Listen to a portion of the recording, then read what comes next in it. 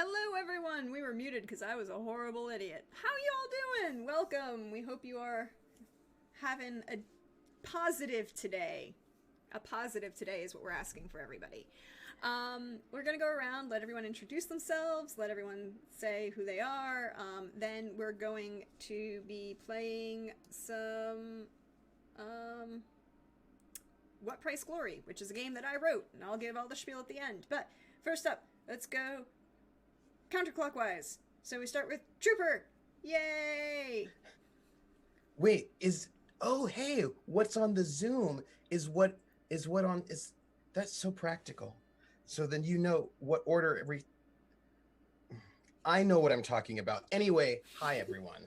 I am Trooper SJP and I'm marveling at Prax's technological savvy. So or perhaps I just hadn't thought about things that way, but now I have, and now I'm like, oh, I've learned everything. So anyway, hi, I'm Trooper SJP, and you can find me at Trooper SJP. I'm happy to be here because I think I just am going to only do historical RPGs for the rest of my life, all the time. Maybe at one point in time I'll do something that's not historical, but today is not that time.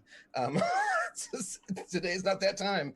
Also, I'm really excited to do this hack. I really think Prax is super smart and super cool and super nerdy, which also means she's super cool. And she's also a game designer. It's so cool. And I'm really excited to do a second one of her games because her first one was so amazing. The Among the Phoenicians. If you haven't done it, you should play it. Thank you, Trooper. Also, I think that Trooper's great, and the game we played for that was really great. And if you want to check it out, by the way, there's a YouTube of it up that you can find and see what Trooper is talking about. But then next on the overlay is Lindy. Hi, Lindy. Thank you. Good morning. Hi.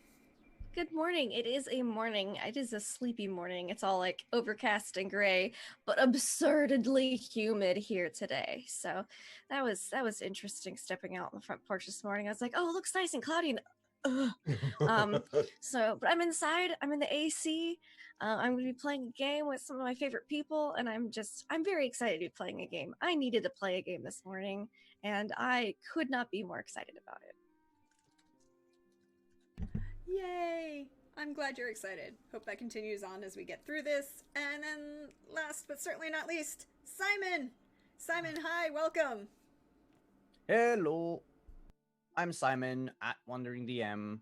I'm super excited to be here. I might just be a little out of it this morning because I have a throbbing headache. But I'll try my best to not let that show too much. Okay, we hope that this cures your throbbing headache and that you get caffeinated and it's already begun, guys. It's already begun. It's already begun. I should have taken a longer pause between throbbing and headache. You know, now I'm just imagining, oh, sorry, my mind does strange things. Now I'm imagining that like you're like in the 70s and there's like okay. No, my brain was imagining. Okay, that's how my brain works. It's like you're like and then you were, when you said that, you were like in a leisure suit and there's like sort of like psychedelic lighting as you're like, I should have taken more time, space between the word throbbing and headache, and you're like this like real 70s dude. I don't know why, but that's what I think you're confusing me with Leisure Suit Larry. Maybe. I don't know. It is possible. Welcome to Wednesdays, all. We appreciate these. These are things that we do. But going back to the spiel, because there is one today. Hi, all. This is a game I wrote. It's a Descended from the Hack game called What Price Glory. I wrote it and submitted it for the Game Like It's 1924 Jam, which is about writing games based on public domain properties that came into public domain this year. Because that's a very complicated thing. Didn't end up winning, but it was a great thing, and it was a great thing to participate in, and I also want to, it was a great way to get things started for me. And if you want to check it out, you can find it here. There you go. There's a command for it. But more importantly, today we are also part of the Tiltify team with our dear friend Cypher of Tyr, Tanya. And if you watched her stream yesterday, yay, fabulous. But we are raising funds for the Bail Project, which is does pretrial and free pretrial legal advice for those incarcerated in need and various other bail needs. If you would like to donate there's your donation link. Please share it around. Feel free. We have a small goal. You can see it under me on the overlay. We're not doing this. We're having fun. We're going to do this. It'll be great. Ooh. Fabulous. But I think that's everything. If not, it'll come to me and we'll all figure it out. That's the way this goes. All right. So this is a game that's a Descended from the Queen game. And the great thing about Descended from the Queen, which is based on the SRD, and for the game For the Queen, written by Alex Roberts and published by Evil Hat Gaming. Evil Hat Publishing? I don't remember the whole thing. It's Evil Hat. You all know who they are. Go find them. They write good games. Go follow them. But the easy thing about this is that the whole way to play this game and everything you do with this game starts with cards. And so we will pull cards and you will see them on the overlay here, that way. And then we'll just go around and read them. And so I will start to make life easy.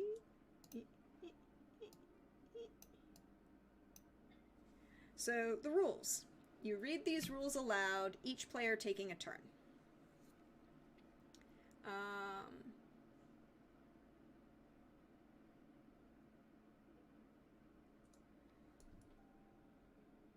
Who else? Sorry, I made things smaller so I could all be on the same place, and then I have to see things. And then the next person gets to read this one.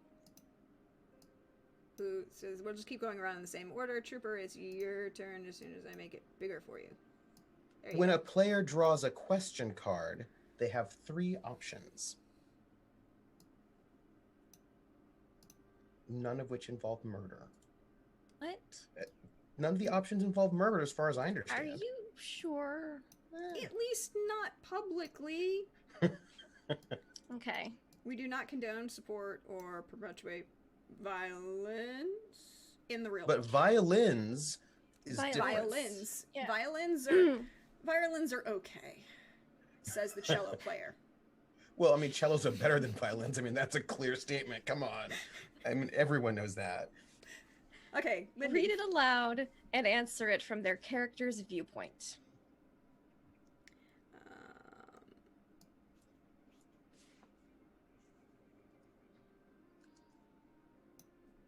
Yeah, I just suddenly...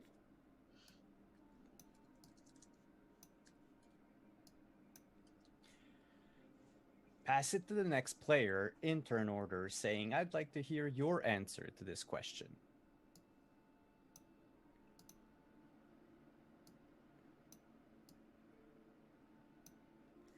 Or tap the X card or otherwise indicate that the card is being X-carded and draw another one to replace it. You can't see it on the overlay because I made it the way I did it, but we do have an actual X card available to all of us anytime that we wish to ensure that the card we just want to get rid of. Okay?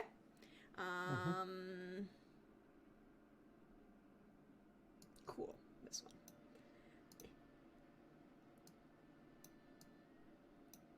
I made it too big because that's a problem that I'm gonna have. A player who answers a question card may do so as simply or as elaborately as they wish. Other players may make suggestions or ask follow-up questions, and the one who drew the card can accept those suggestions or answer those questions to whatever extent they prefer.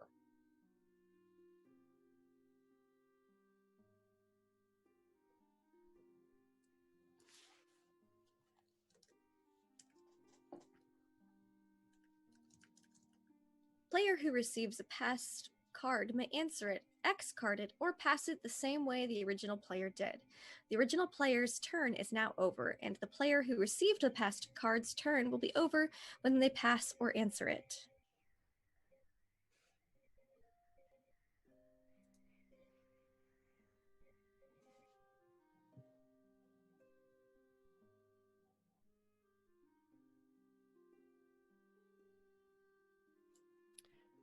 X-carding a card does not end a player's turn. They draw the next card and continue. Players can also X-card prompts that are drawn by other players or any other content that arises during the game. The X-card removes content from the game and does not need to be explained or justified by the one who used it.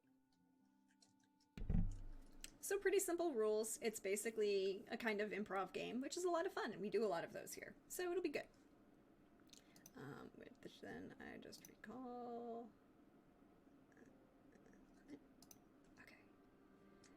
And then each of, you can each draw. We'll go through this. And the setting now.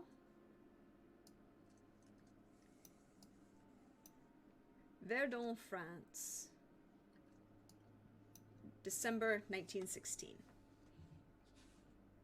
You should be able to deal yourselves. Or draw. From the setting? Yep, from the setting. And it should take the second one. Draw one card. If I did this right. Thank you, Looks Roll20 like you're for at helping. the end of the deck.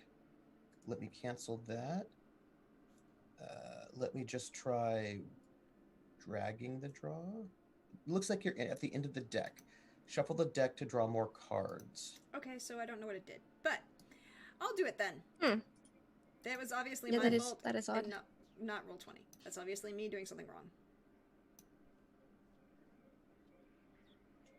After the longest battle of the war, finally the fortified town once more wholly belongs to France.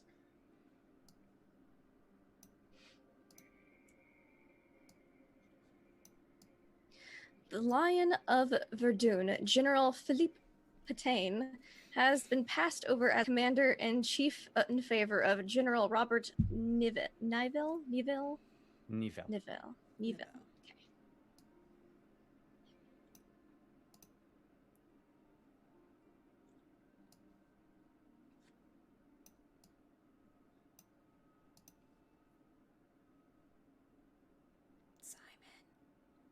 Oh, hi. You are members of the French infantry, survivors of the sustained bombardment from the Imperial German lines.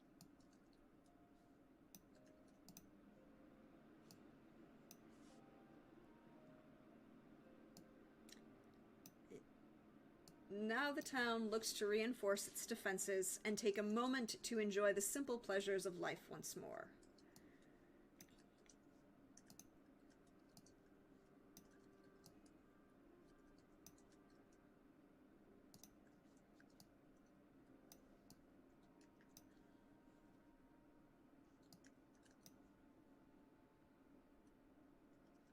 That's Trooper's turn. I don't see the new one yet. You do? The Simple Life once more, that's yours. You just read that one. Yeah, but you don't see this one? No. Does anyone see the card I just put out? I see it. Yeah. I see it. Okay. I just see now the town looks to reinforce its defenses. Hold on. Let me refresh. Okay. I'm looking at the overlay. Oh, I can see it through OBS through the stream. But while the guns are quiet now, elsewhere in France, the fighting continues. Because France.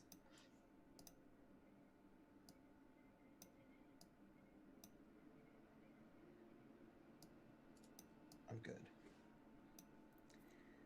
You serve France. When the lion calls, will you answer?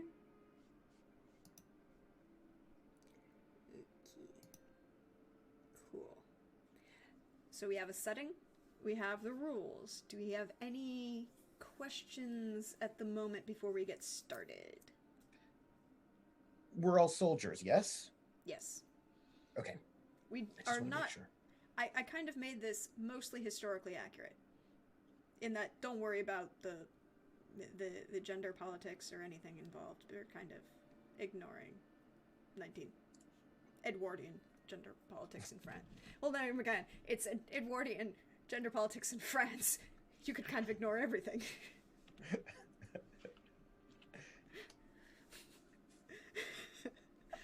Rat, you're only here to hear us say things in French.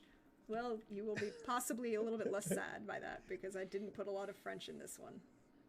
I wanted to make it opportunity. All right. So what I'm going to do is I'm going to... You just don't want Simon to be able to show off his French skills. I do. I respect You don't want to Simon. hear me butcher everything that is A potentially master French. never shows off. Yeah, uh-huh.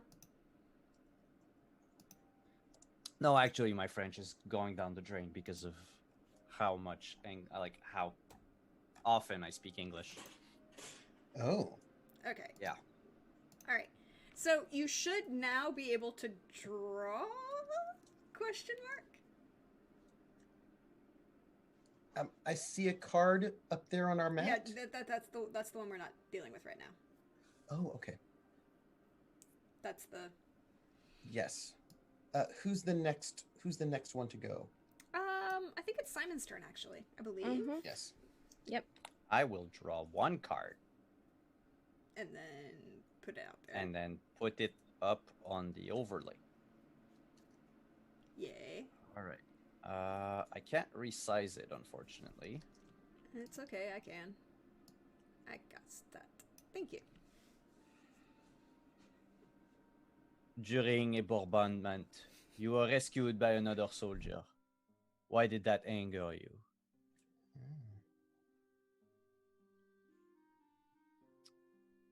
Huh.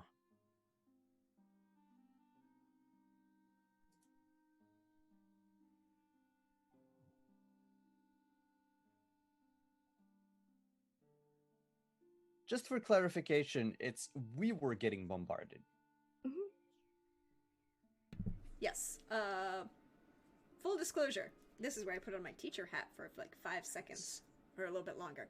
Verdun, France, 1916. The longest battle in history. Spanning February through September. Only beat out eventually by, I believe, the Battle of the Bulge by about 3 days, if you get into technicalities. It is a siege bombardment and shifting of lines by the Axis Germans and the Imperial German Army trying to take Verdun, France, which is a fortified hill town on the eastern side of France, just south of the Somme. Technically, people say that the Battle of the Somme is a little bit long. The Battle of the Somme can be considered both longer and shorter depending on how you're counting time and whether or not you're counting each of the individual battles or the entire area. The Somme, of course, being basically a river in an area about the size of Connecticut, roughly speaking. I mean, I might have my geography a little bit wrong, but it's a big, giant area. Verdun is a town. It is a fortified town, and by 1916, it is the longest running battle. So the Germans are bombarding the French, and we are, you know. Now, did we attempt to bombard? Yes. Did the French also then shift lines and have to have reinforcements come in from Paris to try and break through the lines and resupply everyone? Also true. So you could have it be the French are bombarding or the Germans are bombarding, but either way, somebody's firing a whole ton of military ordnance at each other. Welcome to World War I.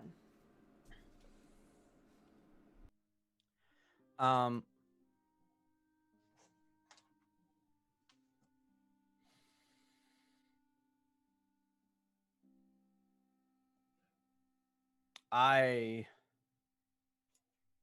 broke off the lines to try to stop the bombardment. I ignored orders and I charged forth.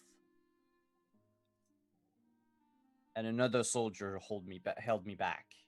And saved my life as an ordnance exploded mere feet in front of me. I was angry at the time, no longer am, but was angry because I wanted to be hero. I wanted to get that medal.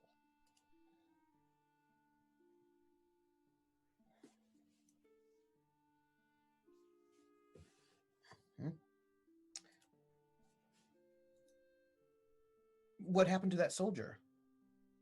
Who held you back? And what is your name?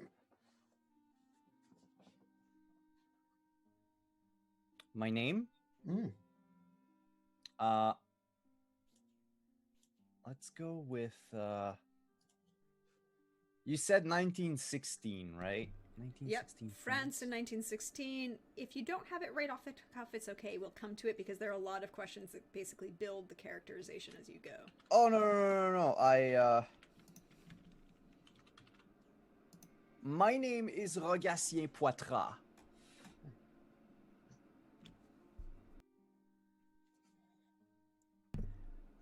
I'm You going to wanted be able a to... 1916 French name? Yes. I don't know where you needed- found it, but I'm excited. Oh, thank you.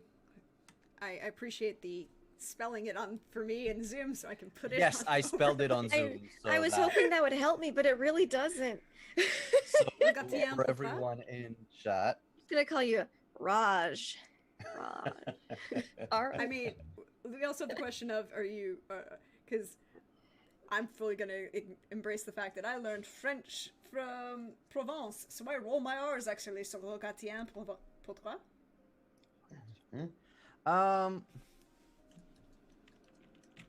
He would be from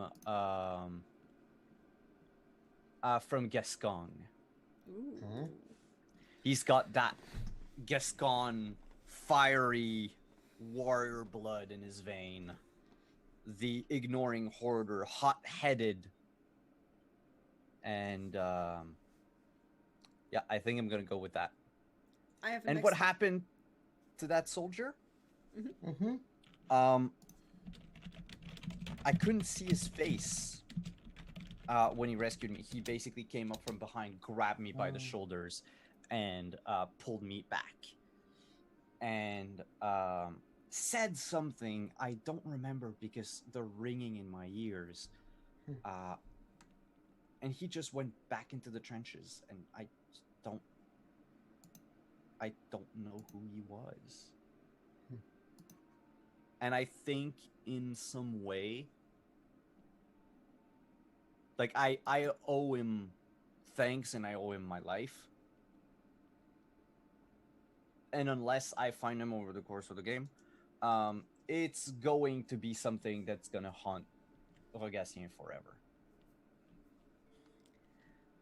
My next question on that is, how much does this hot-headed Gascon idealize a certain other hot-headed Gascon by the name of D'Artagnan? I don't know, I'm illiterate. Okay. I mean, sure. Grew up on a farm in Gascon from a very young age.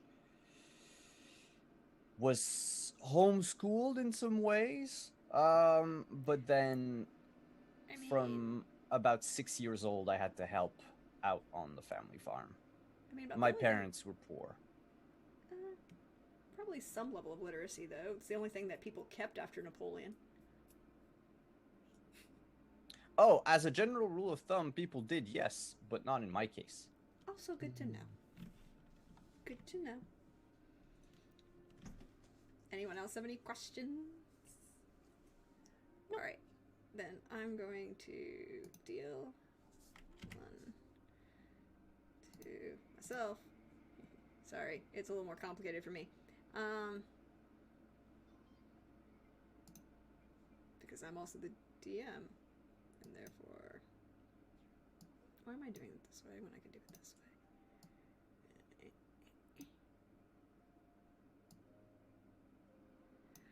Ooh, what drives you to remain at the front lines?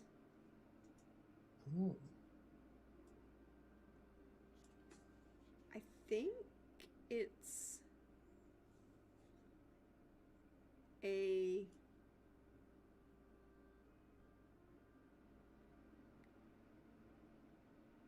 desire for control, in a sense that if you know what's going to happen, you can respond to it, but if you're not there watching it, you can't respond to it correctly. And therefore, everything is out of your control and you're reactionary instead of being proactive. How long have you been on the front lines?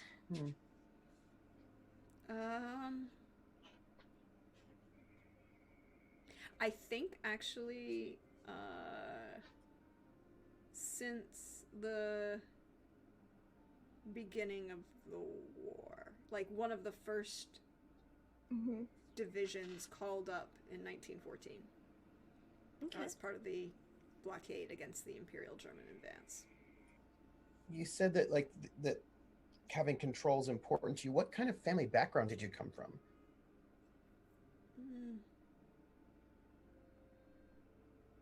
Relatively middle class, I would say. Mm-hmm. Maybe I'm gonna lean into the one that it sounds like when I speak French. From Provence, southern Provence. Not as far south as Nice, but you know. It smells of lavender every day. In the summer. I think middle, you know, at least merchant class. Okay, so I should be able to draw? Yes.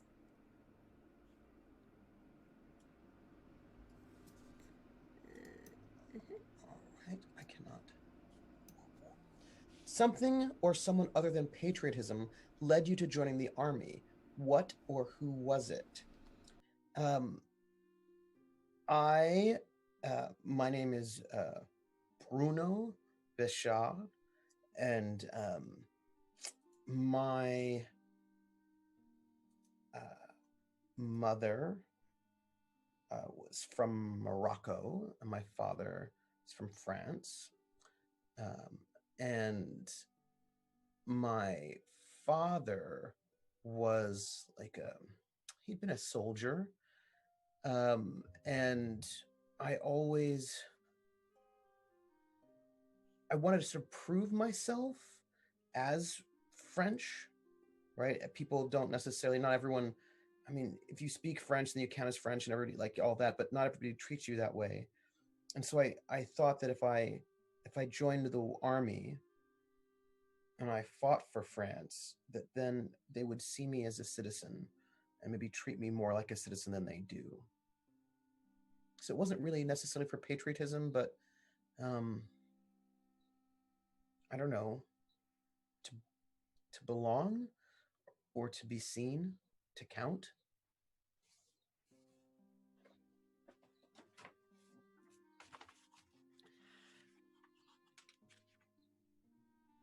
Yeah. Is this your first assignment? Yes, I have never fought before. By the way, if you want to know, I'm looking for a piece of paper so I can take notes so I don't forget any of this. This is, I am 18 and I have never done this before. And I thought, like everybody else did, I thought this would be something really glorious, you know, that this would be, that war is actually important to becoming a man, and that it's good for your character, and that this would be like a really positive thing all around. It turns out that was not what it was.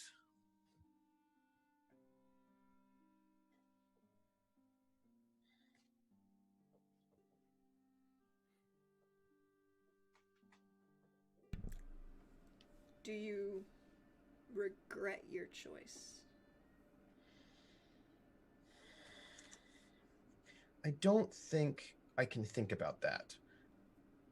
Like, I don't think that would be helpful right now as we're under siege, and so I'm not thinking about that very, like, I just can't let myself think about regrets, because if I start thinking about it, I don't know where those thoughts would lead me, and I'm stuck here. So there's there's nothing I can do at that point.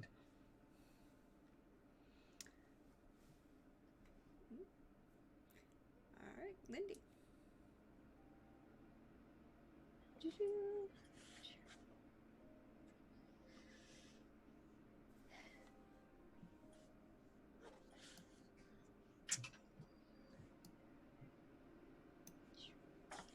Why is your rival the only person you can't live without? Well, because I'm in love with them, duh. There we go. Yeah. That makes sense. Yeah. Wait, why are you rivals? It's complicated. It goes way back. Like, How far back? pretty far. It goes back to like as soon as we both signed up for the military, which seems like forever because this war has been just so draining. But yeah, we were always competing to see who could be better at what thing, trying to one up each other. It makes me so mad. They're so good at everything, but they're also so good at everything, and Oh. Are you both the same rank? yes. Did you know them before you joined? No. That sounds very intense. Yes, I'm a very intense person. Oh. I see. Wait, what's your class background? The first thing that came to mind is not what it is, but the first thing that popped in my head is I come from a very long line of baguette farmers. You don't farm baguettes, you herd them. Yeah, clearly. Yes. People say sheep farmers. They're wrong, I mean, but they still call them that.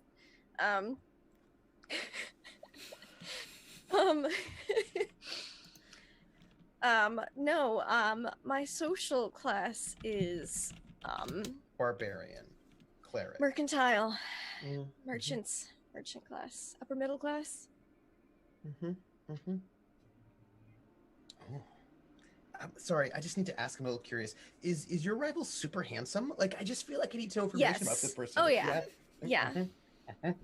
We're both super attractive, intense people.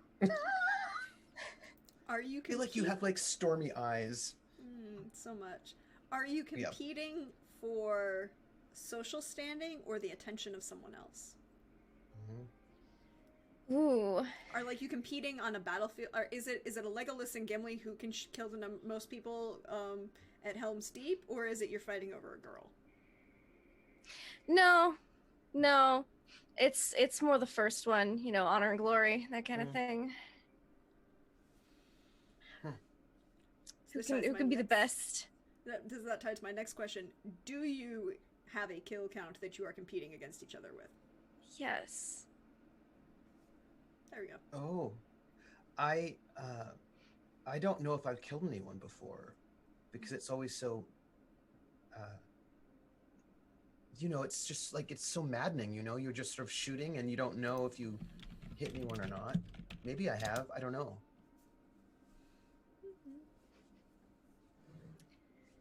Yeah. Who knows? We'll figure it out. I don't have any questions. All right, your turn. Not at the moment, but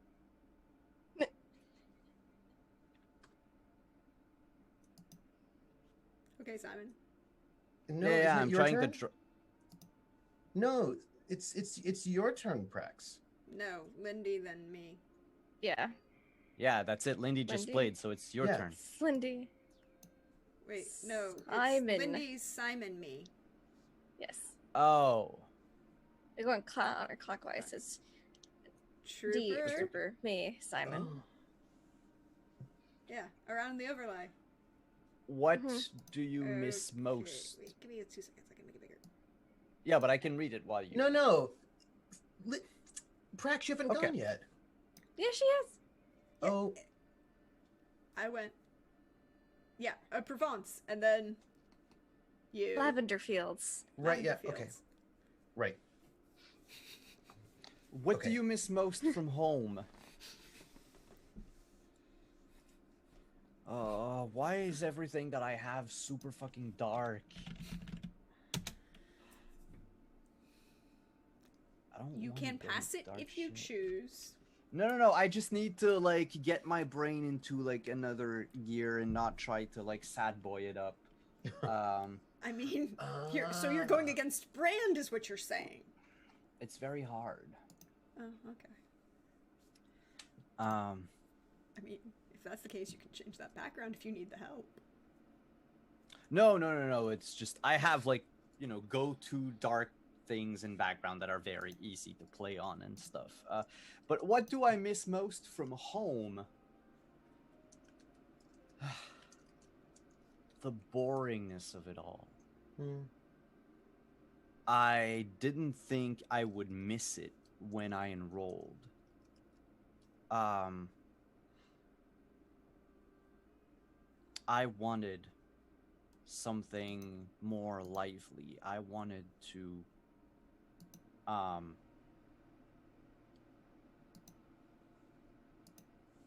I'm not going to say see the world, but like make a change and everything. And I thought everything would be parades and balloons and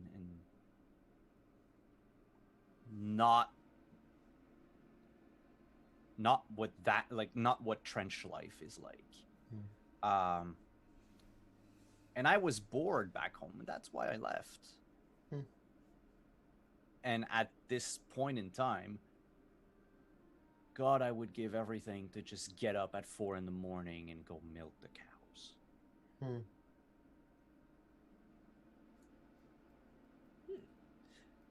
I have a question. Yes.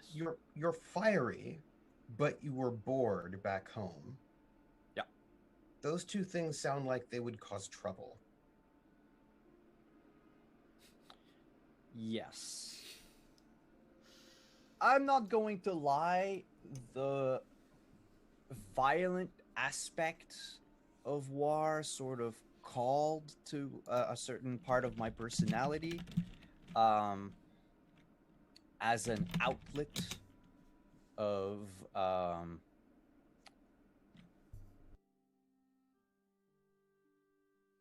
these like impulses that I have that like I never, tortured an animal or anything like that. Like I've done my fair share of youth petty crimes in my village.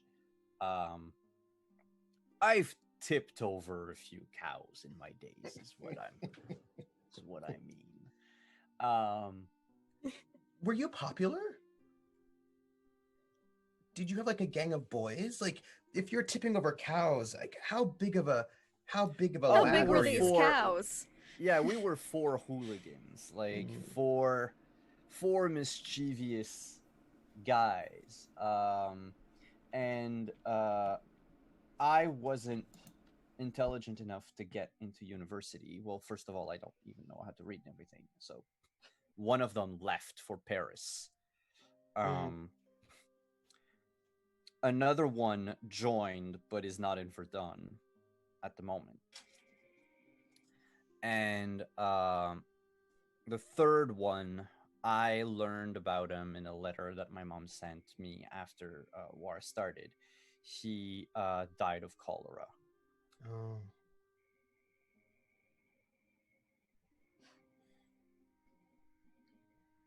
Look, I'm trying to not be too dark, but at the same time, No, this is a no, game it's- about war. I in mean, World War 1916. One. Come on. It's World Yeah, War yeah. One. It's World War One trench warfare, and it's 1916. It's going to be a little dark. Full disclosure, Yeah. this will be a little dark. I made it as less dark as possible.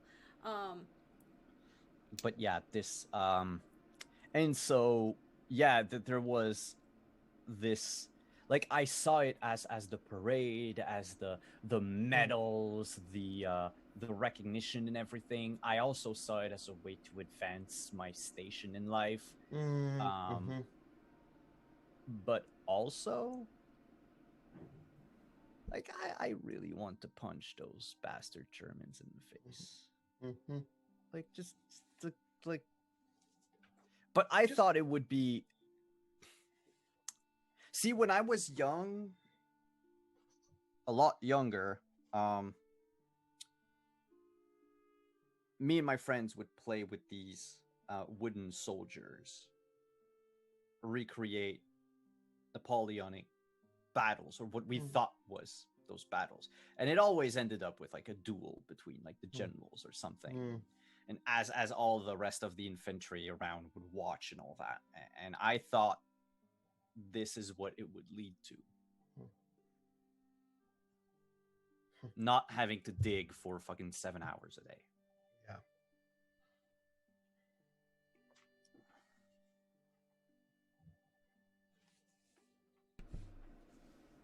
I mean, so if you weren't idolizing that Gascon D'Artagnan, were you idolizing a certain Corsican who went from sergeant to emperor? Ooh, good old Bonaparte. Benny Part. Maybe a little, but without a lot of knowledge of who he was and what he did. Just the, raced through the ranks and did good things for France, not any of the rest of the... That's it. And then ended up being dead. And I thought that's how it would work. Like, you go through the motions, and then you stop the bad guys, and then you get medals, and then you become like an officer, and then you. This is not what I had in mind.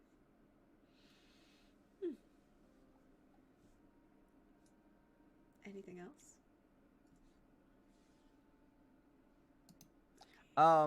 Apologies to all our German viewers. I don't want to punch you in the face. This is true. This is Imperial Germany at that. Okay. Ooh. Why do you feel that you can't return to the love you left behind before the war? Oh. Because I've decided her name is Celestine. Mm-hmm. And,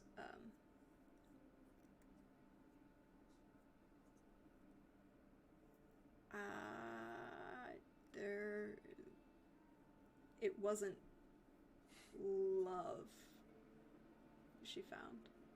It was infatuation. Maybe a schoolgirl crush, but not love.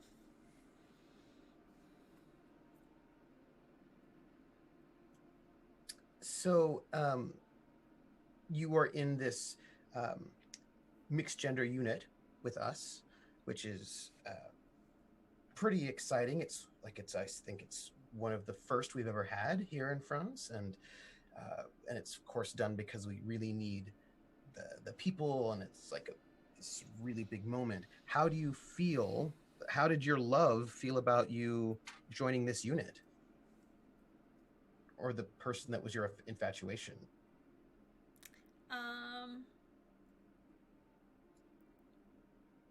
Did they even know you existed? Yeah. I think they knew I existed, but not in a romantic sense. Mm-hmm. and I think it was she, because we said she joined the army early in 1914, like part of the first. I think she was, she, ooh, I'm gonna have even more fun. She impersonated a guy.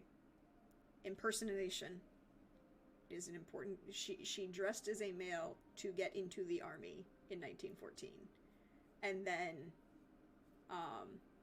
to prove something either to herself or to the guy she was infatuated with, about you know, maybe to get him to see her as a person and not just a that friend you go to when you need advice from other about women.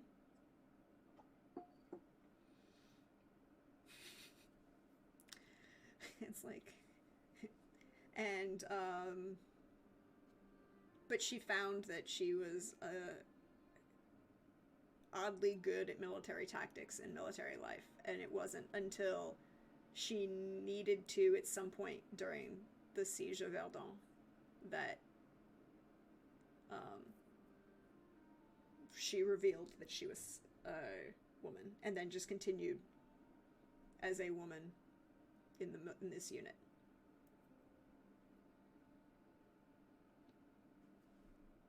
What happened to your love or the person you're infatuated with?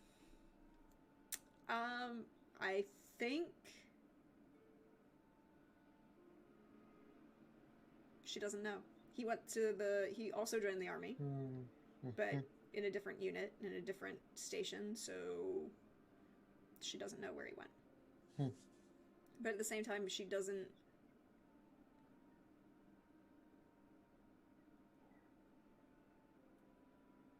It's not that she doesn't care, it's that she doesn't... It doesn't fill her thoughts, or she's not obsessed with what he would have thought of her anymore. You know, she's removed her identity from having to be tied to him.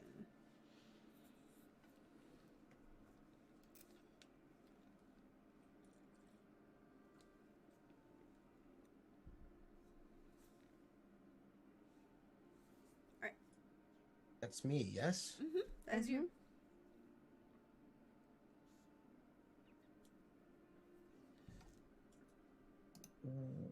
Oh, that's the same one that you had. Right? Mm-hmm. Yeah. Yeah. Why did it do Sorry. that? Okay, try it again. I'll draw a new one. Hold on. When you write home, why do you lie about the war and its conditions? Well, I write to my father, and, you know, he is an important soldier, and I lie to my mother. I lie to both of them, really. I lie to both of my parents, just for different reasons. One, my father's so important, you know, like he's such an important officer, and I don't want him to think, I want him to think that I'm excited about the war and that the war is going well and that France is victorious, and because I want him to be proud of me, or I don't want him to know that I'm afraid, that I don't think this is for me at all. Like, I wanted this thing, and I want him to think that I'm like him, but the longer I'm here, the more I think that I'm not. And also I lie to my mother, of course, because she'd worry about me. She would be afraid for my life, and I don't want her to be worried. She worries too much anyway, and you know, she life's not easy for her, so I want her to not worry about me.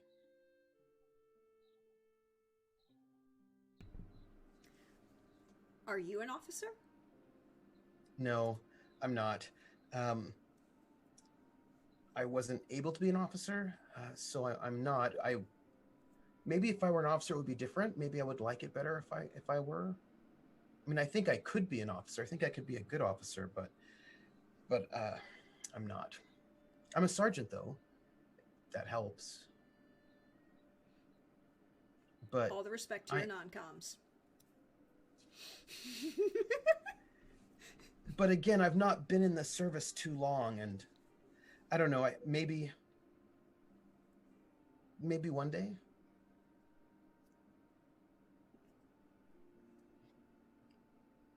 How often do you write home? I write home in bursts, where I will write every day for a couple of weeks, and then I won't write for a week or two, because you know when you get that responsibility and you feel like you should write home, and then you do, but then it gets really hectic, and then the bombardment starts, and then it gets really tense, and like I can't think about writing home, because when it's really bad, it's harder to lie. And so in those times, I don't write home. When we're just stuck there and it's boring, then I write home more often. And when I write again for the first time, I always have to sort of come up with a reason why I didn't write, and I try to make it seem exciting for my dad, but not too exciting for my mom, and it's a difficult line to walk. Have you gotten letters back? I get letters back from my mother. My father hasn't written to me yet. But, I mean, it's only been some months. I mean, I'm sure he will. He's very busy. He has a lot to do, you know? I mean, so I think, I'm sure there are a lot of reasons why he's just not writing back. He has a lot of responsibilities, you know?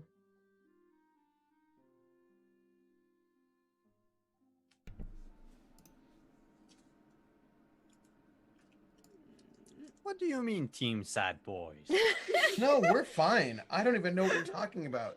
I'm sure there are reasons. I'm sure there are reasons why he hasn't written back. It's not sad. Uh-huh. I'm not buying it, but okay.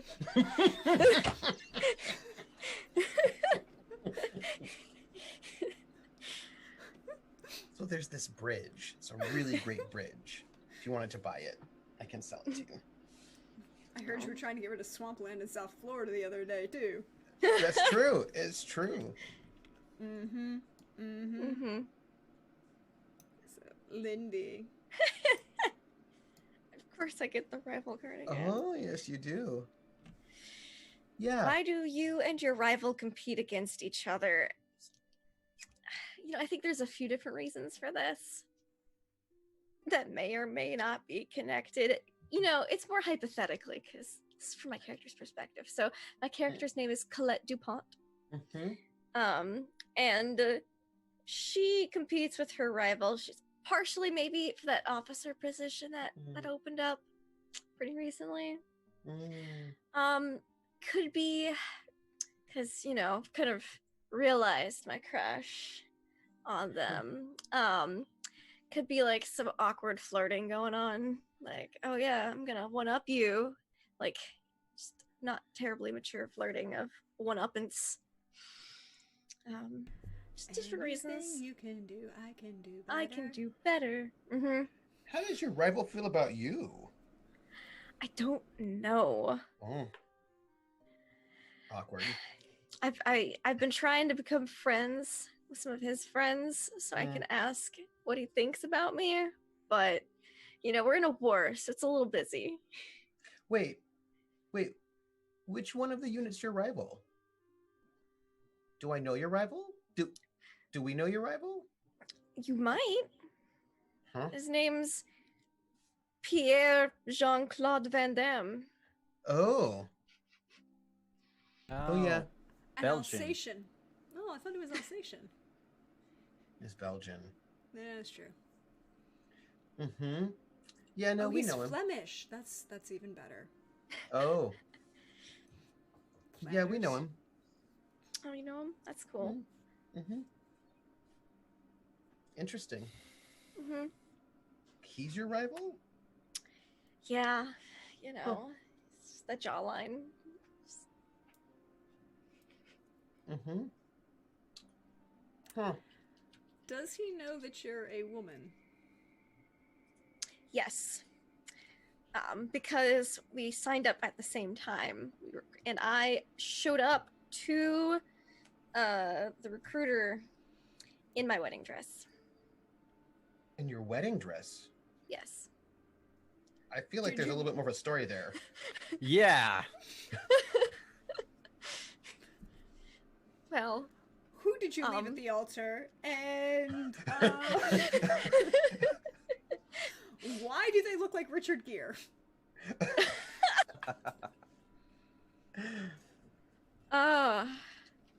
well, I left my fiance at the altar. I didn't want to be engaged to them. It was something my parents had set up. And I met them briefly at, social functions and parties. But when the day of came, I just couldn't do it. It was so just boring and older than me. So old. Just no. His name was Jean-Luc Picard. Francois, and and he was a jeweler. Oh.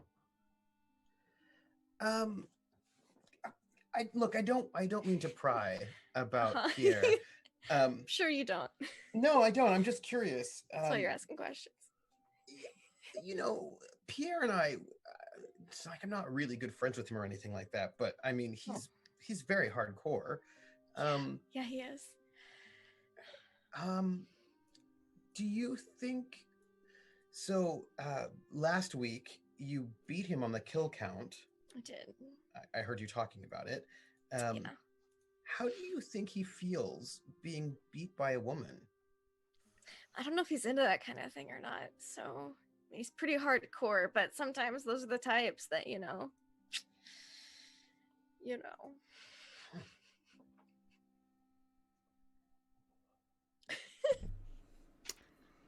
Why? Living for Prax's reactions. I'm glad to provide. Why do you keep ignoring me whenever I tell you you could do better than him? Because, I just haven't seen anyone better. So, if I haven't found anyone better, how could I even find them if they do exist? Then Pierre? Yeah, Pierre Jean-Claude Van Damme. He's the man. I mean, he's very flexible, but Jean-Luc Francois. I'm not saying you had to have Jean-Luc Francois. I'm just saying that there Yeah. are better men than Pierre. Did you... I mean, he does kill a lot of people if you're into that, I suppose. He also juggles 4 dozen eggs, but, there's that problem. Protein's important. So, if you can juggle 4 dozen eggs, that's some impressive hand-eye coordination right there. Just think of the things. Colette, may I ask you one more question? Yes, you may. You can ask me more than one if you like. Let's say that Pierre... Yes. Let's say you finally told him how you feel and he reciprocated and Okay. he wanted to marry you and then have you leave the military. Would you leave? I mean, you're really good. Yeah. I wasn't planning on joining up for the military, though. It just kind of happened. I mean, I think you'd make a great officer.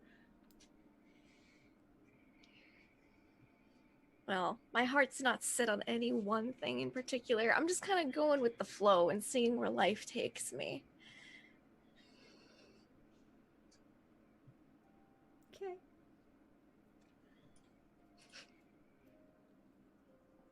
Colette. father would say that like that all the time. Just collect. Oh, there's a story there too, I think. I mean, probably.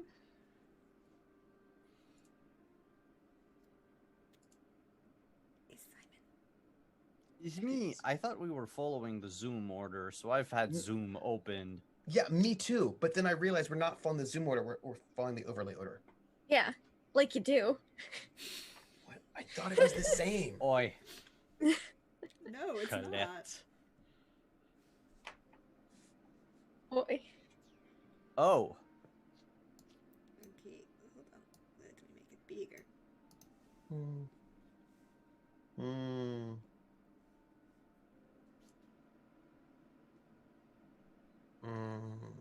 Because I'm a lowly farm boy. Why do I feel unworthy of my lover's affections? I think she's just doing it as a jest with all the other men that gravitate towards her. The fact that she pays me any attention whatsoever is just... that can't be right. Oh wait, who's your lover? Yeah, that was gonna be my question. Right? Like, is she in the military with us, or is she from the town? She is she's from the town, actually, not the military. She's from Verdun. I met her when I was stationed here in the first place, and I noticed. And come on, she took to me way too fast. Like, I noticed you're not saying who she is. Oh, I know her name, but you're not telling us. I could tell you. I can also type it out in the in the chat. Rogatien. Yeah. I suspect that this girl's important. Yeah. Is that why you're not telling us?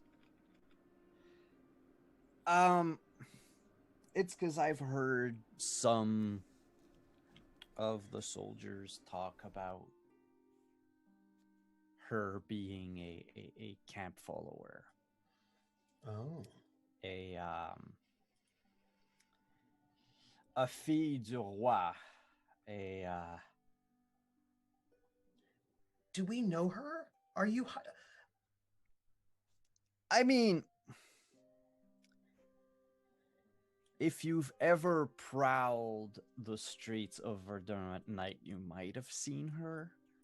Oh. Her name is Marguerite Jeanne d'Arc. Ooh. Oh. Marguerite. Yeah, I know her. Is it true what they say about her, Colette? Well, that her affections can be purchased? No, I would say no. I don't think so, at least. I mean, it might be true, but I'm a really good judge of character. So, you know, I'd say her affections can't be bought. I would say her affections can't be bought, but she's real good at working it to get what she needs until she... She's a master of body language. She's been giving me some tips. Oh, look. Oh, whatever about Pierre. It's fine. It's fine. You know, he's kind of... You know what? Never mind. I won't... Yeah. He's an fuck this. ass. That's what I was going to say, but... But dreamy eyes and all of that. Marguerite's nice. How did you meet Marguerite? Ooh. Oh, after I came here, I was stationed here before the Battle of the Somme, right? Well, the Battle of Verdun. The Battle of Verdun. Anyway, so you got you've been here for at least 10 months. So it's been a year. I've been stationed here a few months before everything started. And she immediately caught my eye and I was just too. I'm not a good people person. And she approached me first, which kind of was off-putting. And she chatted with me, and she even fixed the collar of my uniform because it was a little crooked. And that's where I learned her name.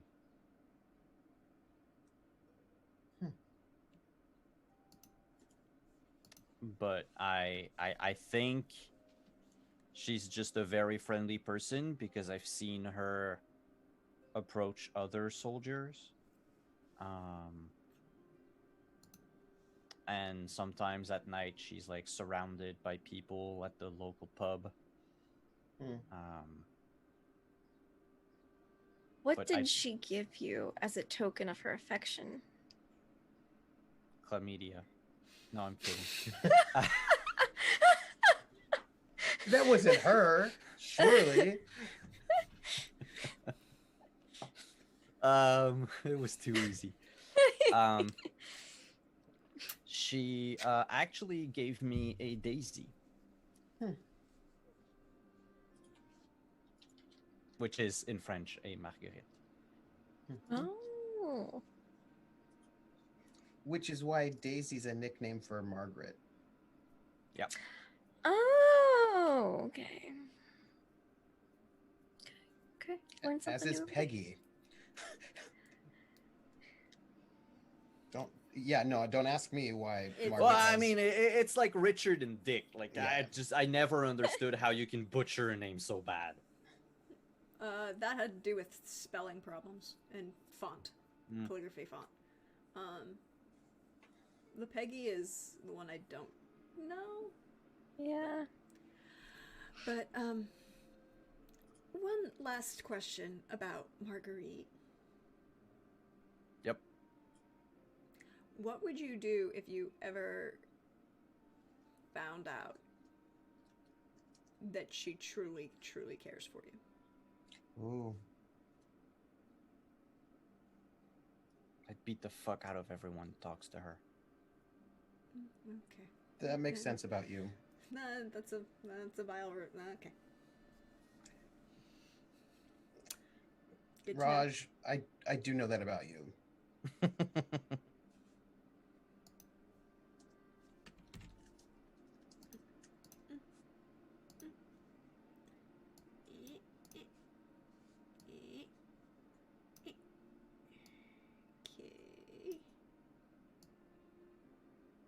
Ooh. How does the officer show cruelty to his squadron? I'm actually gonna X this one for right now. Just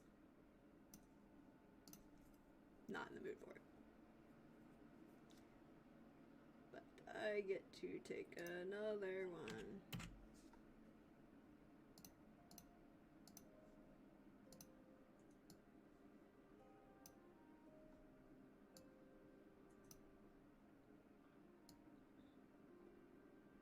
Ooh, who among your fellow soldiers do you confide in most?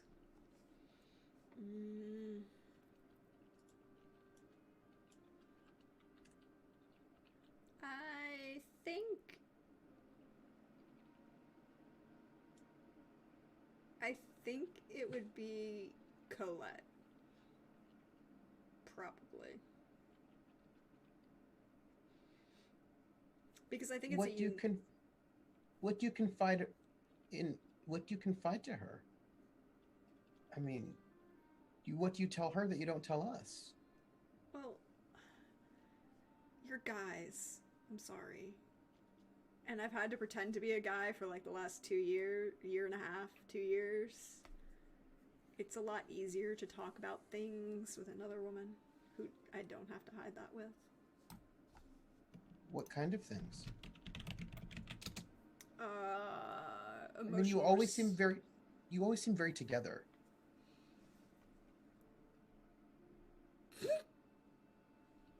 I do very well at social manipulation and pretending that that's a thing. But overall, it is not necessarily emotional responses per se, but just general things that you can talk to.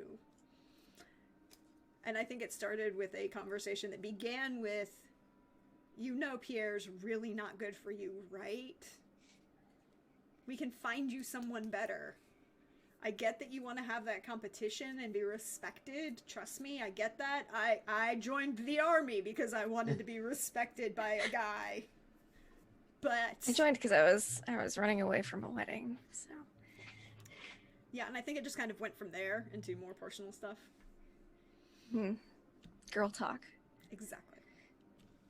You could talk to us. I mean, we're here. I mean, I am. If you wanted. I mean, you don't have to, but you could. I appreciate it. Maybe. Just saying. I appreciate it.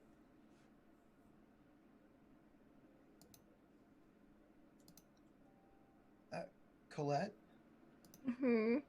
Celestine confides in you the most. Yeah. Who do you confide in the most?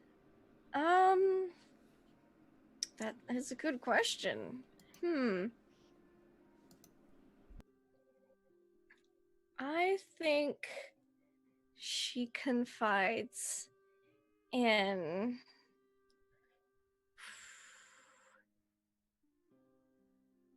Hi. Yeah, I'm looking at you on the overlay. I'm looking at your name. RP down there.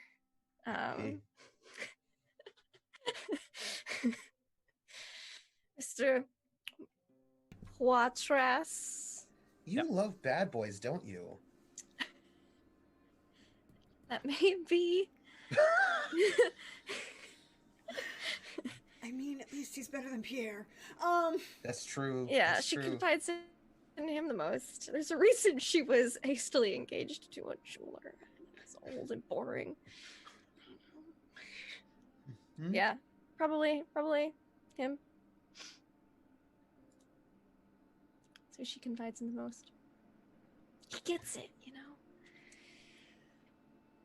I will drag my card out. Mm-hmm. During the siege, you lost someone dear to you. Who was it, and how? I joined with my brother, my half-brother, and he was older than me by a couple of years, and he was an officer, lieutenant. He got the commission, and he died in the siege. And the thing is, it was just so stupid, right? Like, he didn't die in some grand charge doing something amazing. He got like an infection of his foot, and he died. He didn't tell anyone that he didn't even tell me that he'd got his foot infected. And then by the time it was obvious something was wrong, it was too late. And that's so strange, don't you think? I mean, we're in the middle of a battle, and you'd think. And I had to mail my parents about it, and that was the last time my father's emailed me, mailed me back. It's the last time he's emailed you. Yeah, it was time traveler. That's the last time that he. It was an emotional letter. It was an emotional letter. Yes. Email. That was the last time he sent me a letter. Was your brother in the same the officer of the unit you're in? No. I mean, we're all stationed here in Verdun, but not in the same unit. Do you think your father blames you for your brother's death?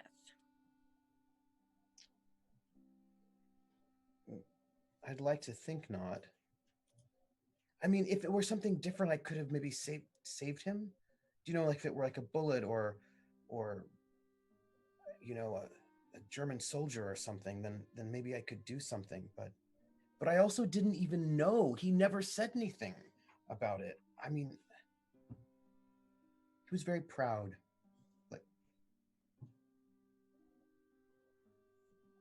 maybe he does. I don't know.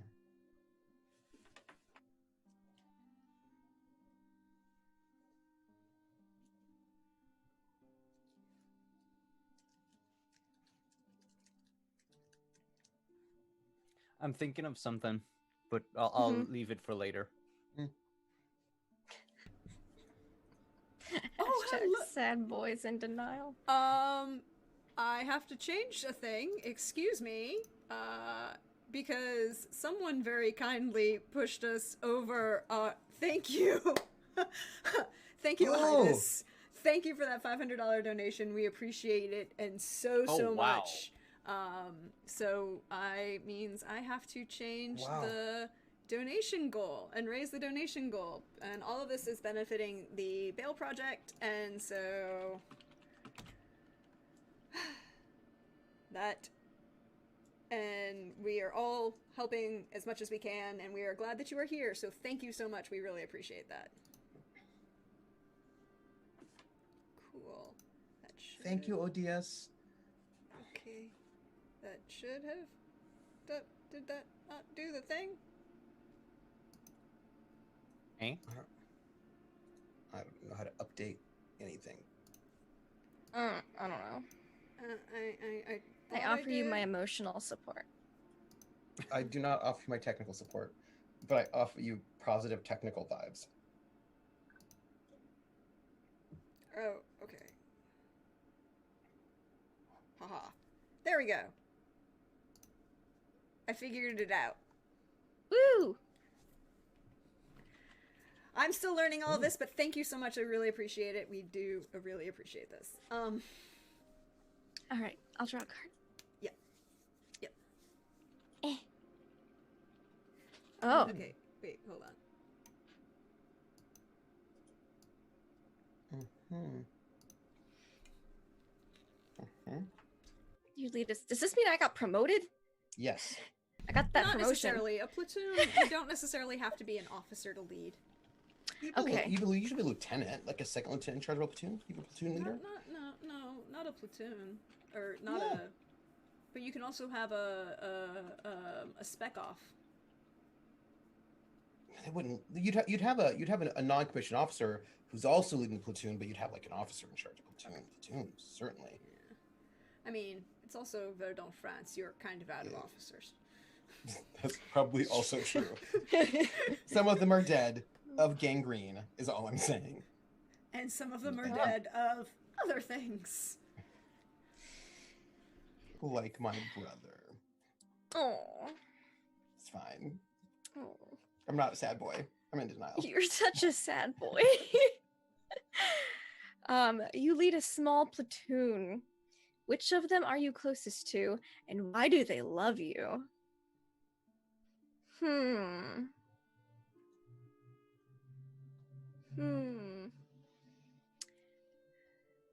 See, well, I got promoted, so that's pretty cool. Maybe not officers, but I got the leadership role instead of Pierre.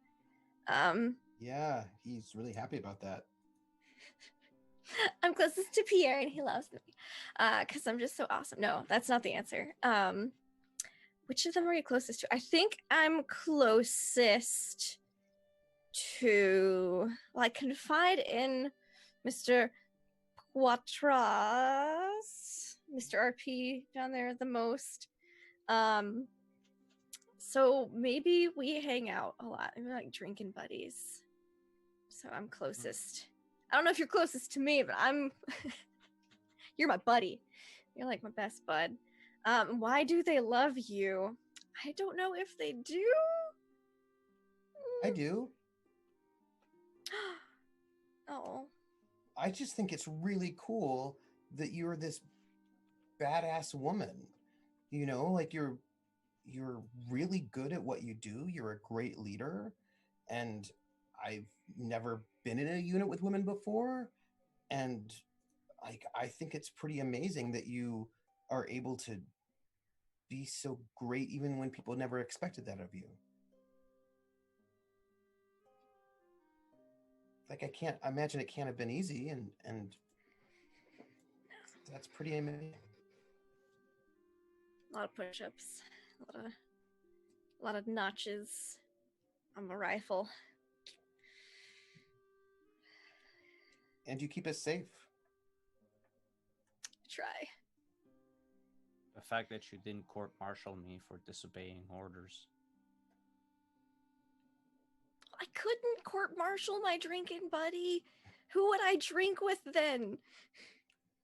And the fact that you always treat me and everybody else with respect. Because you all deserve it. We appreciate you. And, you know, it's fine. I mean, you really only have one fault. Yeah, it's Pierre. That's what I was thinking. I'm starting to think that the rest of the platoon might not like Pierre as much as I do. Huh. Oh, wait until I draw a card and he gets a bullet.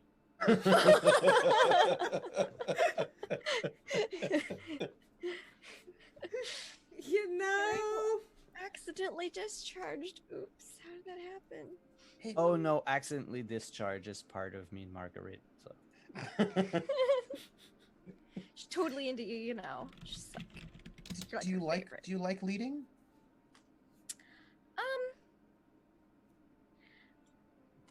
I like it enough. I don't think it's something. It's very emotionally draining. But I don't hate it. It's more like I want to make sure everyone's okay while we do what needs getting done. It's kind of like being the mom friend, but with more responsibility. And guns. And guns, but that's the fun part. okay. Sorry, couldn't continue out loud because I had a lyric stuck in my head that would definitely get us have some issues. Simon.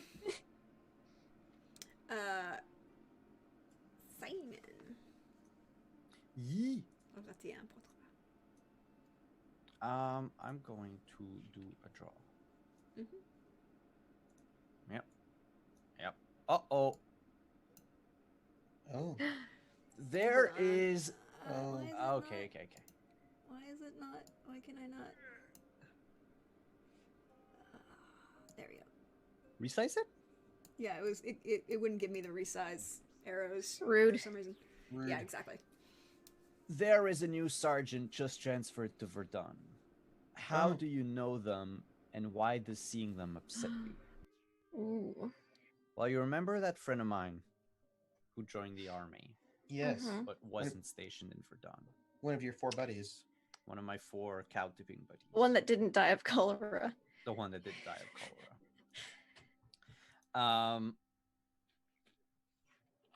I'm gonna give him a name in a moment. It's just my brain just can't come up with like an old freaking like. I have to check. Oh wait, do I have the? I mean, it's only 100 years old. It's not that old. As long as you're not picking. Oh, a you would new be name. surprised at how like Mhm. French names have been changing. Oh man. Okay, I have here my 5th grandfather. Oh yes. Oh no. Oh yes.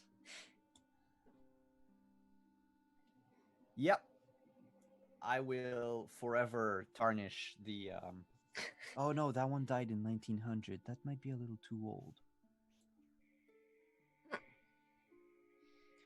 Ah, yes. So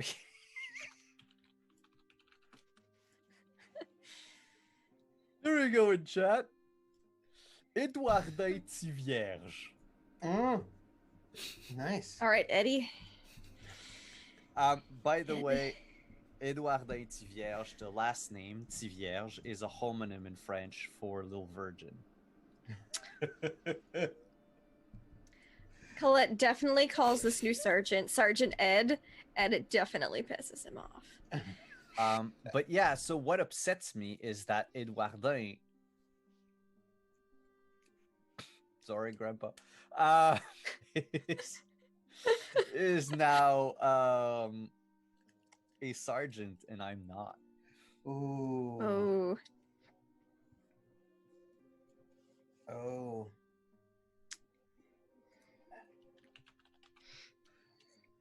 You know, I'm a sergeant, and therefore I take orders. You know, I carry out the orders of our Colette. And this new guy sort of showed up, and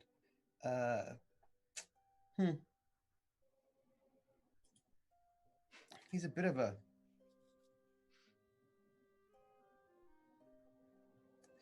he's another one.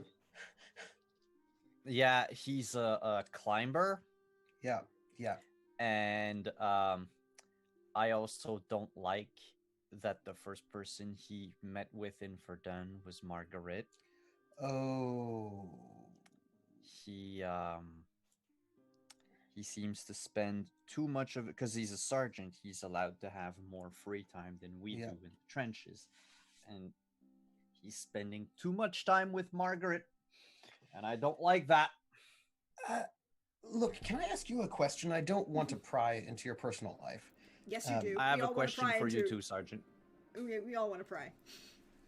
Has this happened has he stolen any of your love interests in the past?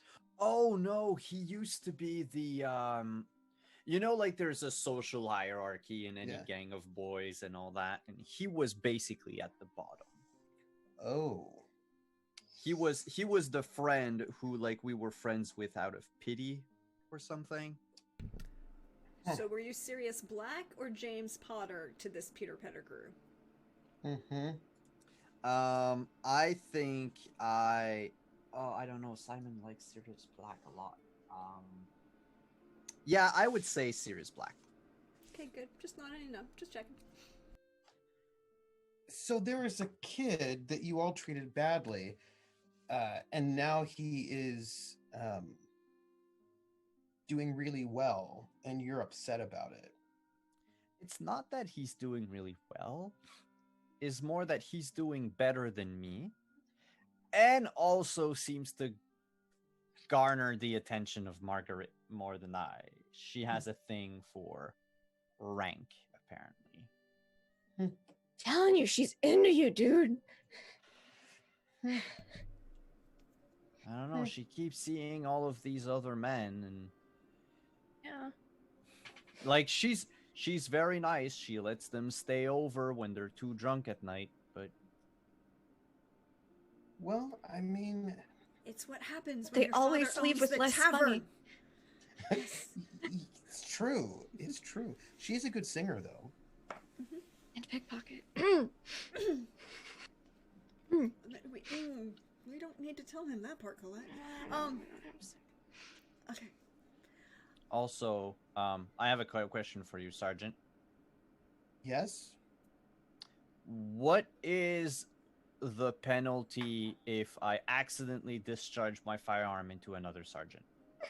Oh, that would be death. Yeah, you can't. Court-martialing? Yeah. You can't shoot him. You just, No, accidentally. No. Like, no. Okay. No. And this is where Celestine just kind of comes in and just kind of turns him away and says, look. You don't shoot him even accidentally. You just happen to arrange for him to be crossing no man's land first. And then he gets shot, and it's not your fault.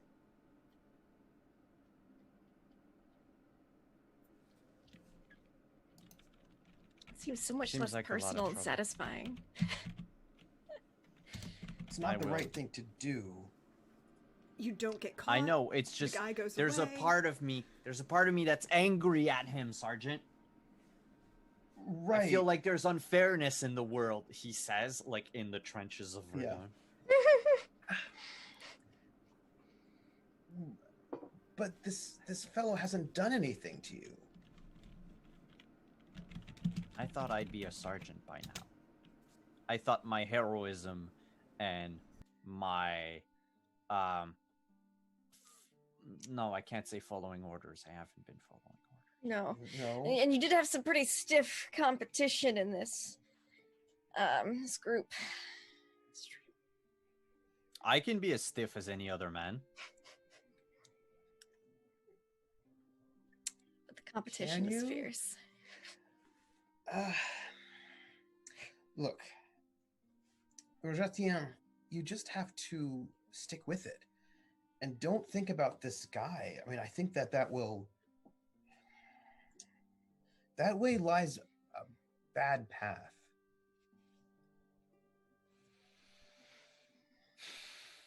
I'll just keep picturing the Germans as the people that are around Margaret. You know, she sings at a tavern. She's going to talk to people. It's just, I have a feeling that there's more than talk. I think the guys are a little too forthcoming with her. Did They're you a little ask her? too They're personal. soldiers. Did you ask her? No, I mean, why would I? She's way too important. I can't. I'm a nobody, a faceless. You're not a nobody Soldier. anymore. You're a soldier now. But we all look the same with our gas masks on.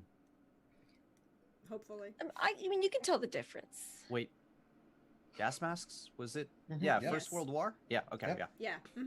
First World War is the beginning of chemical warfare, and Yeah. that's, you know, that's the reason for the Hitler mustache, because he couldn't keep the full handlebar that went out to here. He Mhm. couldn't fit the gas mask over, so he cut it.